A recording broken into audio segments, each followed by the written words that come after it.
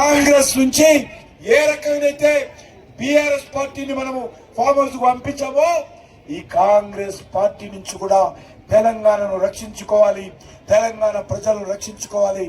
దానికి మొదటి అడుగు ఈ యొక్క మున్సిపల్ కార్పొరేషన్ ఎన్నికల్లో బీజేపీ అభ్యర్థులను గెలిపించింది. దిగుతారు. ఇక కొద్దిసేపు అయితే Congress party, BRS party beer, brandy, biryani తీసుకొని దిగుతారు.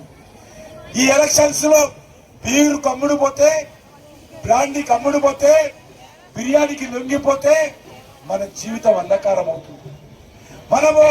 జీవితం అంధకారం అవుతుంది. కాబట్టి మీరందరూ కూడా ఆలోచన చేయండి.